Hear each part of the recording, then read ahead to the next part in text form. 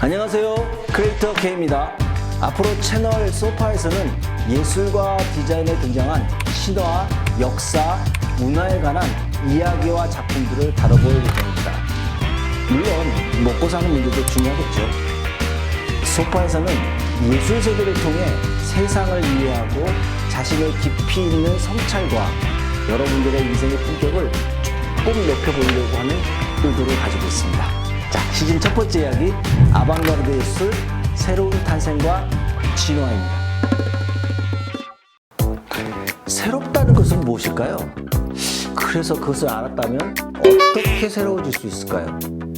소파에서는 과거로부터 현재까지 항상 등장하는 새로운 유행, 뉴 트렌드, 아방가르드 정신으로 빛나는 현대예술의 여러 개념과 양상을 살펴볼 것입니다. 그 첫 번째 이야기, 대흥문의 시대, 새로운 세계를 향하여. 네, 안녕하세요, K. 안녕하세요. 네. 기성. 오늘 첫 시간에 저희 아방가르드에 대해서 이야기를 해보기로 했잖아요. 아방가르드라는 말을 저는 패션 프로그램이나 패션 잡지 같은 데서 많이 들었던 것 같아요. 아방가르드라 함은 뭐 되게 스타들이 난해한 패션이나 되게 대중들이 이해하지 못하는 패션을 입고 나올 때 아방가르드 하다라는 표현 많이 사용되는 것 같고, 또 좀 새로운 패션을 소개할 때도 이런 에디터들이 아방가르드 하다라는 표현 많이 쓰는 것 같거든요. 그렇죠. 아방가르드 정확한 뜻이 뭘까요? 예, 아방가르드란 말은 원래 프랑스 말이에요. 프랑스 말인데 이게 군사 용어로 사용되면서 이게 전위대, 아방가르드 말 자체가 전위대라는 뜻이죠. 전위대라는 것은 부대 이동 시 중단 없이 전진을 이렇게 보장하기 위하여 본대 맨 앞에, 그래서 경계나 수색 임무를 맡아서 진로를 방해하는 방해물들을 이렇게 제거하는 부대를 말하는 거죠. 이 아방가르드란 말이 이제 예술적인 용어로 이렇게 사용이 되게 되면서 내용적으로는 이렇게 끊임없이 미지의 문제와 대결하고 이제까지와는 좀 다른 예술에 관한 개념들을 한꺼번에 바꾸고 이렇게 전복시키려는 운동, 어떤 경향성 이런 것을 뜻할 때 아방가르드란 말을 쓰죠. 오, 미지의 문제, 뭐 전복시킨다 이런 표현 들었는데요. 마치 뭐 문화예술적으로 아방가르드를 통해서 뭔가 큰 변화를 일으킨다 이런 의미로 받아들여져요. 그렇죠. 네, 그렇죠. 맞나요? 맞아요, 맞아요. 다음은 그런 미술사에서 이렇게 과거의 예술 개념과 다른 이런 아방가르드 개념이라는 것들이 들어와서 이름이 불리기 시작하는 이제 어떤 사조들이 있었어요. 학창 시절에 한 번쯤 들어봤을 텐데, 입체파? 입체파, 네, 들어봤어요. 네. 미래주의, 다다, 절대주의, 구성주의, 초현실주의, 표현주의까지 한 번쯤 들어보셨죠? 네, 되게 많지만 어디서 한 번씩 다 들어본 용어들이네요. 네. 그렇죠. 이런 예술 사조를 총칭 아방가르드 아트라고 불리우고요. 대충 좀 뭉뚱그려가지고 이러한 예술 사조들이 20세기 이후에 이렇게 등장하기 시작하거든요. 그래서 현대미술, 모던 아트라는 말로도 이렇게 표현을 합니다. 모던 아트. 네. 좀 더 자세하게 말씀해 주실 수 있을까요? 기존 예술을 따르지 않고 이렇게 전복시켜야겠다라는 것들이 드러나기 시작하는 이제 어떤 나름대로 배경이 있지 않았을까요? 네, 그런 예술적으로 갑자기 전복시켜야겠다 이런 공격적인 생각이 갑자기 나타나진 않았을 것 같아요. 네, 그 배경에 대해서 한번 말씀해 주세요. 그렇죠. 이러한 예술이 갑자기 등장하지는 않았겠죠. 그러면 시대적 배경이라는 것이 분명히 있었을 거예요. 이제 그러한 시대는 이제 세기의 어떤 전환기라고도 말하는 19세기 말, 20세기 초. 항상 세기 말에는 또 세기 시작은 뭔가의 분위기가 있어요.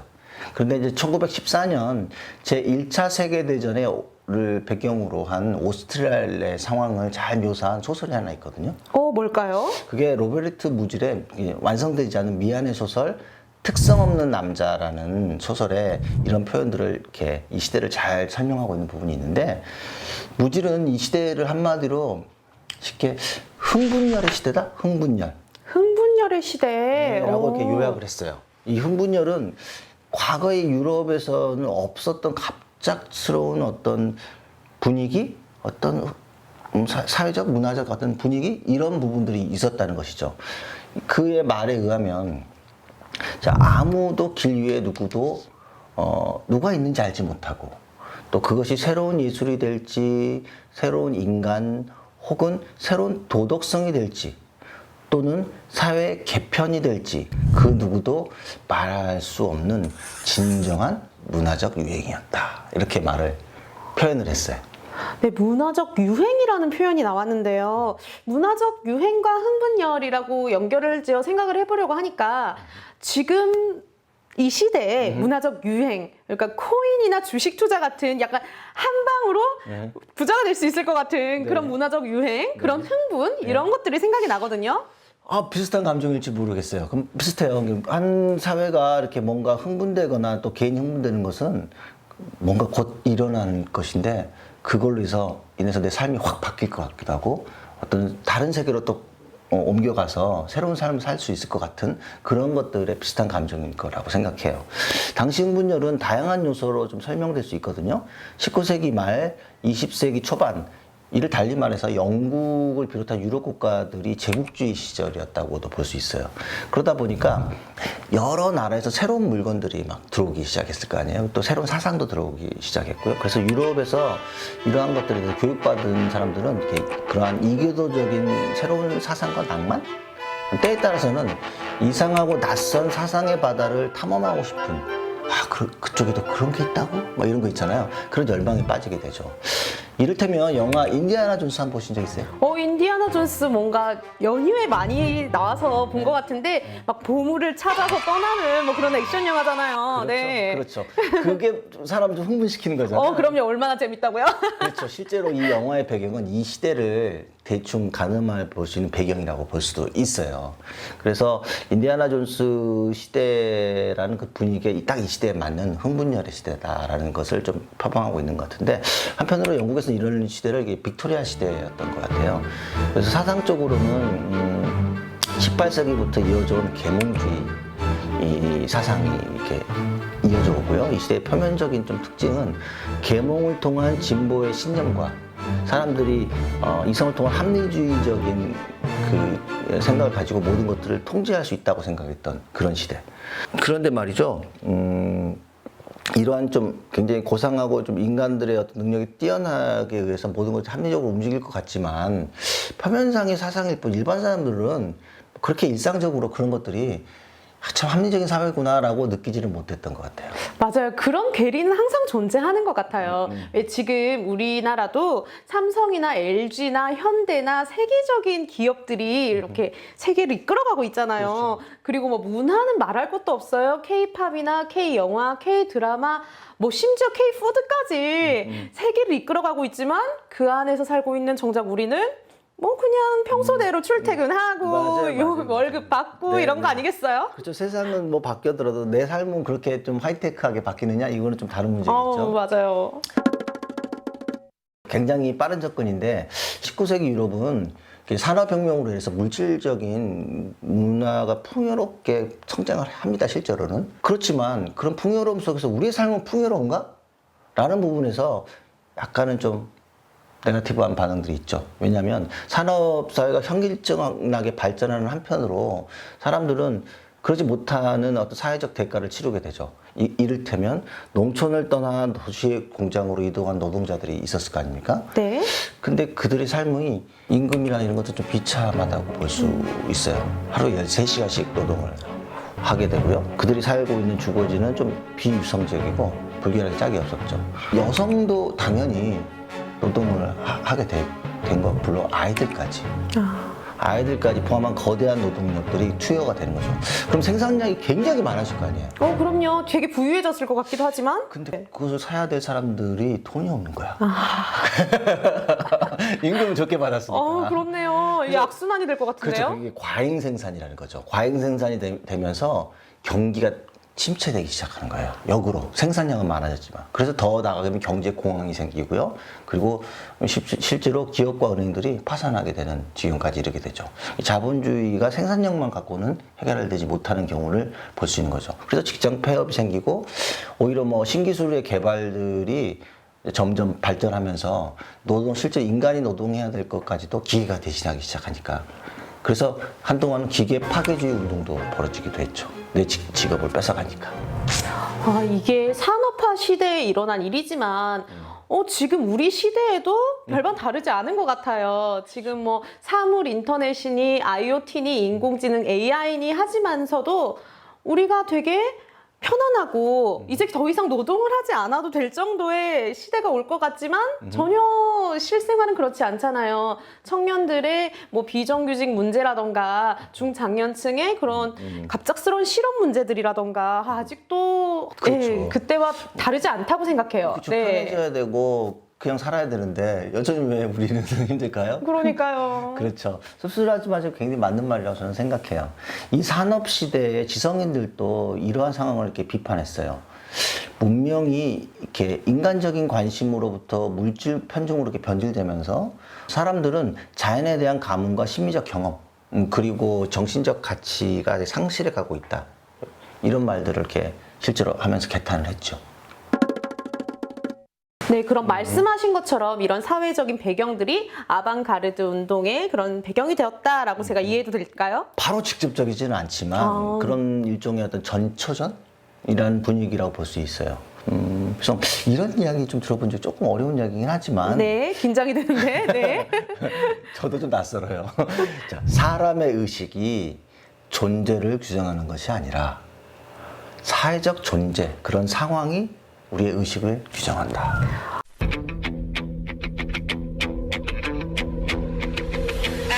아, 이거 칼 마르크스의 사적 유언 아닌가요? 뭐 준비하셨어요? 네, 맞아요. 굉장히 그 어려운 말이기도 하지만 이런 거예요. 이제 이 시대를 좀 설명하기 위해서 제가 말씀드리거든요. 이 시기에 좀 사회 변혁이라든가 혁명의 바람에 좀 직접적인 영향을 미친 사상가라고 볼 수 있는 사람이 칼 막스라고 볼 수 있어요.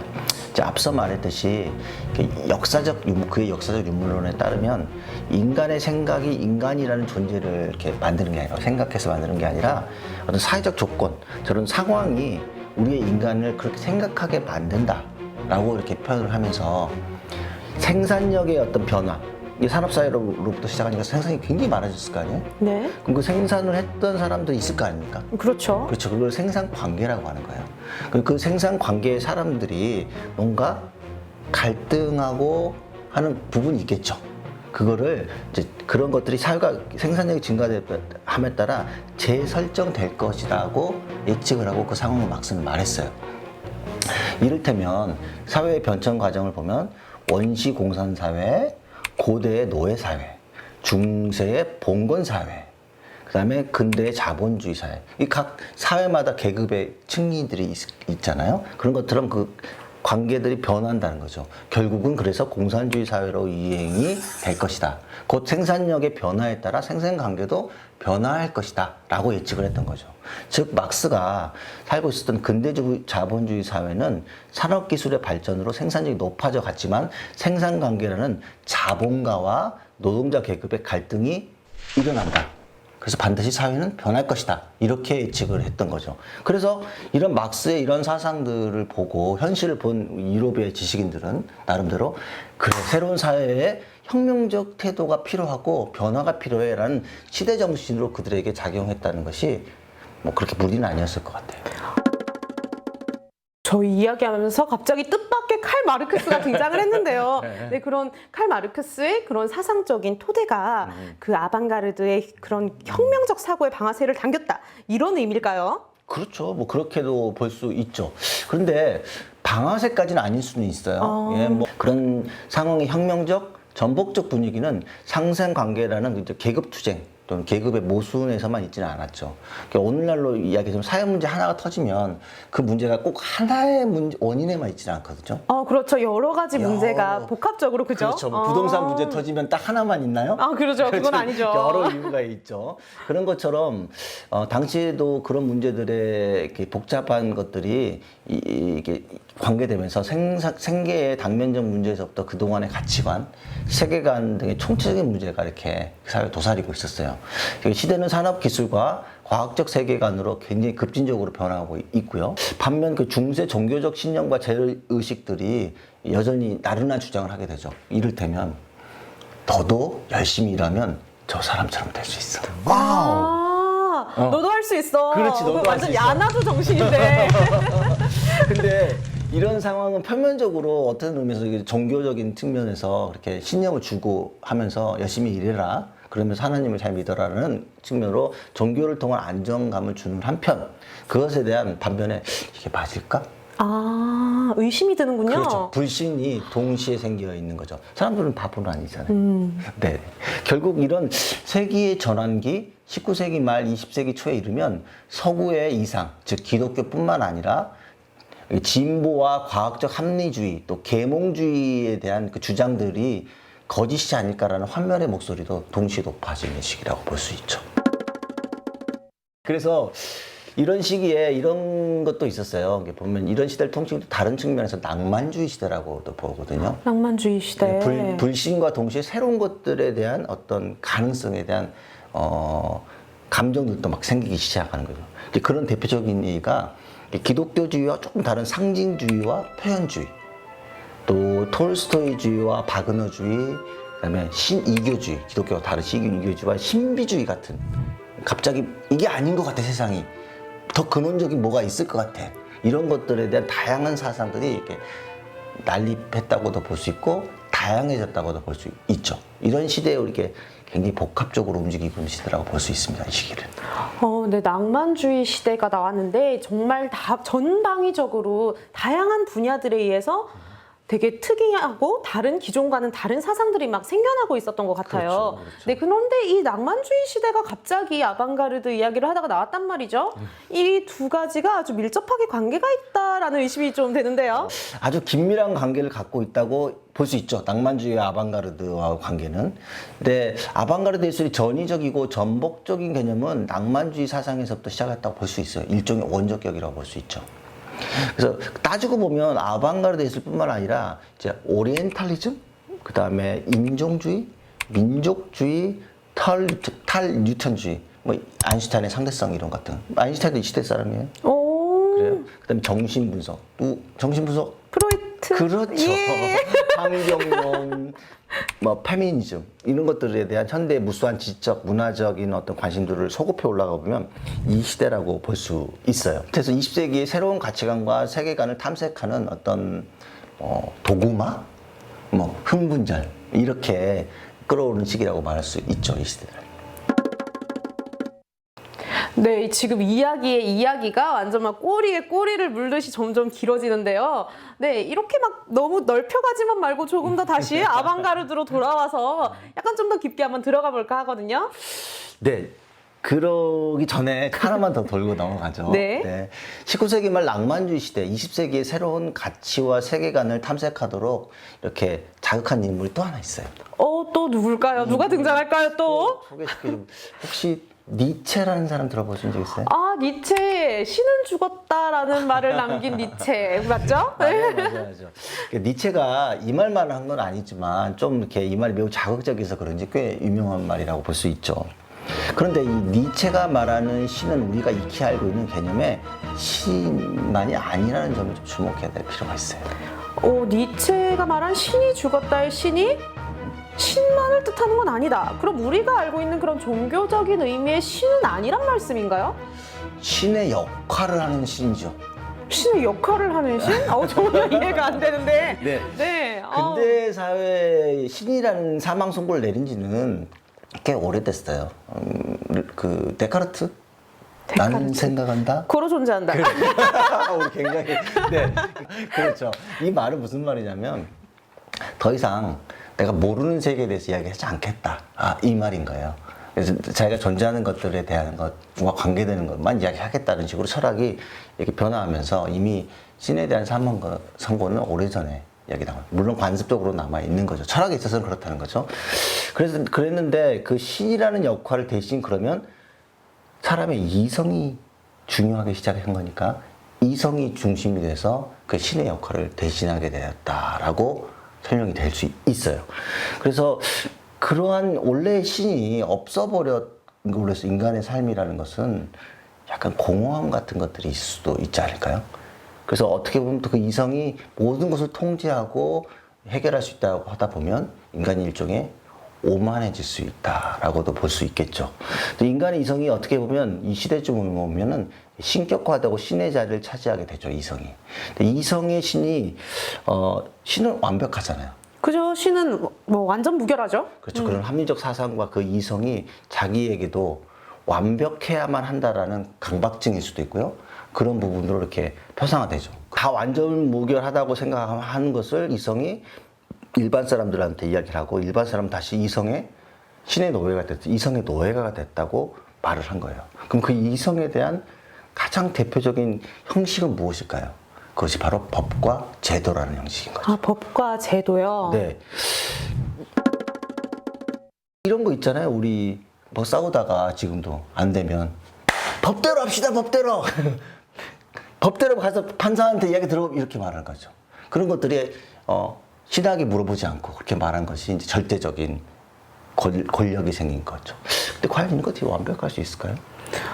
법과 제도가 완벽할 수 있을까라고 물으셨는데, 물론 법과 제도가 아무리 완벽하게 만들려고 만들어도 모든 사람들이 그 법과 제도의 혜택을 받을 수 있는 건 아니죠. 꼭 그런 사각지대에 있는 분들이 존재하시게 되고 또 법과 제도가 만인에게 공평하게 평등하게 적용되느냐, 물론 노력은 해야겠지만 평등하게 적용이 되지 않아서 되게 억울한 사람이 꼭 생기거든요. 물론 노력을 해야겠지만 아, 그럼요. 그것이 단서가 있죠. 우리 실제로는 법대로 가서 모든 것이 해결됐다고 보지는 않죠. 그죠. 그렇지만 그렇죠. 이성이 완벽할 수 없는 것이니 악법이 생길 수밖에 또 없는 없죠. 것이죠. 대중은 법에 대한 무조건적 복종을 어떻게 우리는 무의식적으로 강요받고 있는 것이죠. 그래서 안 되면 분명히 저 사람이 범인인데 하지만 법에 가서 그런 것들이 니체는 이제 어떤 신의 이러한 사망은 일종의 이성의 사망이라고 생각했고요. 신이 되어버린 부조리한 이성신의 죽음을 이야기한 거예요. 그래서 인간 이성이 결코 신이 될 수 없는데 신 노릇을 해왔기 때문에 니체는 과감하게 이성의 사망 선고를 하였고요. 이것에 대한 현대판 조금 더 뒤로 와서 미셸 푸코라고. 미셸 푸코, 그분까지 가는 거예요? 너무 어려워지는 거 아닌가요? 그것이 확장해서 이 현대 사회를 굉장히 더 분석을 하기 시작하죠. 즉 말해서 지식, 이성과 권력의 관계를 더 세밀히 규명해 니체에 대한 사고 사상을 좀 더 연구를 했는데 이미 이성은 정치 권력에 가장 충실한 종이 되었다고 주장을 하게 되죠. 우리도 정치 권력과 그 어떤 판결과의 관계가 굉장히 모호한 경우가 되게 많잖아요. 이러한 이성을 해치하지 않고서는 새로운 철학과 도덕은 기대할 수 없다라고까지 단언을 하게 되죠. 그러면 그런 이성을 대표하는 법과 제도가 틀렸다?